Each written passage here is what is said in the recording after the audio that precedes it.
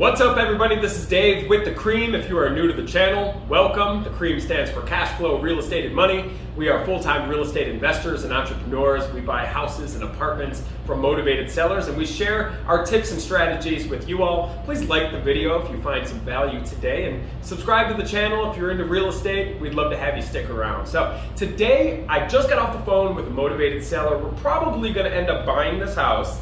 Not in contract yet, but they want to kind of think it over, and that's another video. You got to be patient with these sellers. Remember, as real estate investors, you and I, we do this every single day. We talk about real estate every single day. We're constantly talking about values, maximum allowable offer, after repair value, all these terms and things that we use in the industry every single day. The sellers don't use these terms. Always keep that in mind when you're working with a seller of a property. Slow it down, right? And keep everything in layman's terms. Just because we're buying houses every single day, buying and selling and working in the real estate business, this might be the only house that they ever sell. So it's really important that we slow the conversation down, keep everything extremely simple. As soon as we start to confuse a motivated seller, that's when we lose the motivated seller. But that's another video. Today I wanted to stress the importance when we're on the phone with a seller of just being upfront. And being upfront about the fact that you are a real estate investor, okay? Sometimes sellers might get the notion that you potentially are, somebody who's interested in the house to move into yourself, right? And if they are thinking that, and then it comes out later that you have no intentions of living in the house whatsoever, you're either gonna make it a rental property or a flip. If they were under the impression that you were gonna live in the property, they might feel a little bit misled. So what I like to do when I'm on the phone with a motivated seller is be very upfront about the fact that you're an investor. Also be upfront about the fact that you do need to make a profit, but soften that blow. I like to say things like, yes, we are an investment company. We buy houses for all cash that we're going to either rent out or turn around and resell for a profit. So obviously we have to make a profit, but it doesn't have to be at your expense. And what I like to do then, everybody, is kind of create a contrast between us as real estate investors and then their alternative, which would be marketing, listing, and selling with a realtor, right? And kind of create that polarity a little bit and let them know you probably have multiple options. People that sell to us want to sell or need to sell, but they don't want to do any work to the property. They want to sell it as is. And even if you did sell, through a realtor or a real estate broker, sure, the price might be higher, but there will be some additional costs involved. For instance, you're probably going to have to pay a commission. The buyer probably is going to be using a loan. They're not a cash buyer. So, if they're getting a loan, maybe the bank has to appraise the property. Maybe they're going to give you a to-do list of all these repairs that need to happen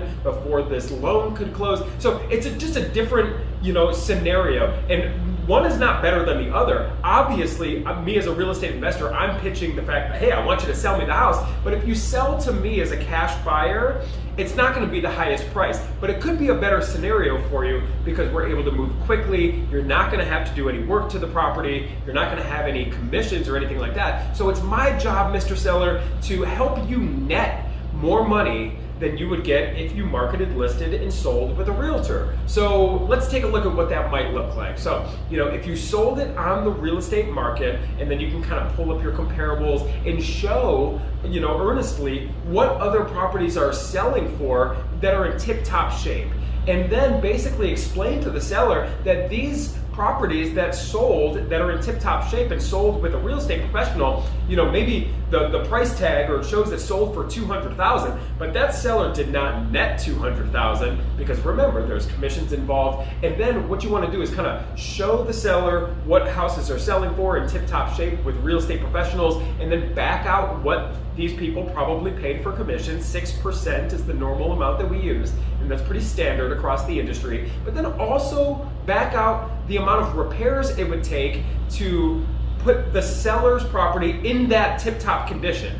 And it's no secret to anybody, but the repairs and materials are very expensive. You can walk around the Home Depot with the seller and you can show them it costs a lot of money to fix these properties up. When I'm talking to a motivated seller, I let them know we do a great job fixing these properties up. It costs a lot of money. I'm very upfront about that. So yes, if we're buying your property as an investor, we have to make a profit. It doesn't have to come at your expense, because you can still come out better, because this scenario with me is going to be much faster, right? You're not going to have to do any repairs. What we're selling as real estate investors, everybody, is convenience and ease. So yes, you could go with the real estate professional, and that's totally fine. In fact, you'll probably end up getting a bigger price tag. Who knows if you'll end up netting more? We don't know. But it's also probably going to be more hoops that you have to jump through. So, or you could go with us as real estate investors. We buy it all cash, and that's kind of the play that I do. So it's really important, be upfront with these motivated sellers that you're an investor, and then just let them know your program, it may be a fit for them, it may not be, but it's different than working with a realtor, and maybe working with a realtor is a better scenario. And if that's the case, you can shake hands and part as friends. That's okay. We're not desperate as real estate investors.